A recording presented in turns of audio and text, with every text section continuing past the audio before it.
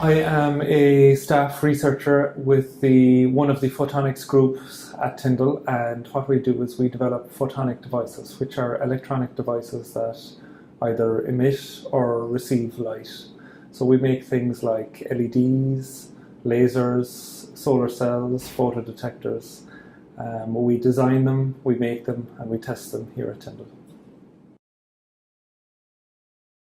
Well, Tyndall has been working with the Space Agency for over 30 years now. The types of activities that we carry out for the space industry include testing of electronic devices for spacecraft, and we also develop our own technologies for spacecraft. So we would test electronic components that would be sent into space. We test them for mechanical stress, for radiation stress, for thermal stress. So when devices go into space, they go into very hot and cold environments, and we can simulate those environments here in Tyndall. We also developed our own devices that are brought into space. For example, we have a detecting device that can detect radiation in space, so we can put these on spacecraft to measure how much radiation that spacecraft are exposed to. And once you know that information, you can make a pretty good guess as to how long they can survive in a space environment. I think I always had an interest in science. I'm not sure I knew from a very young age what a scientist would do, but I was always interested in how things worked, which usually meant that I broke things. When I was younger, I would take things apart and try to understand how they worked. So I always would have wanted to work in an area where I would learn about how things work, how devices, how technologies work. And I guess as time went on, I moved towards the science subject, especially physics and engineering science type subjects. And I did physics as an undergraduate and a postgraduate, and now I'm working more on applied physics in the materials and device engineering area. There's an element of the unknown in what we do. Since we are researchers, we're always trying to understand the aspects of technologies that are not well understood. So we're always investigating new ideas and new concepts.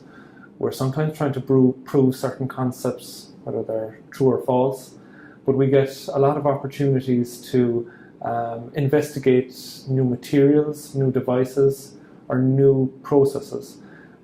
So we come up with concepts or solutions for problems that may be out there, whether they're in the space industry or in everyday activities, and we try to solve those problems.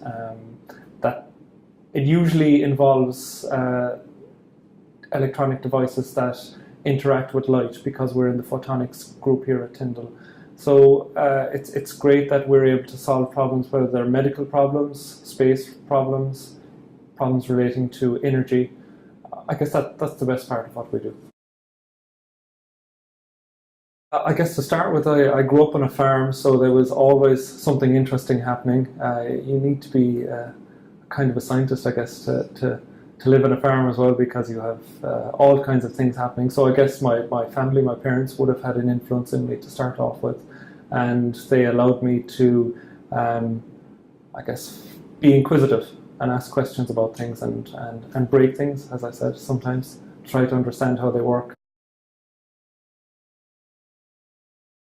Where it's going as regards space exploration, I think it's clear that within 10 years, space tourism will become the next big thing, and more people will get the opportunity to move into, maybe not well beyond the Earth's orbit, but much further than we've been able to go recently.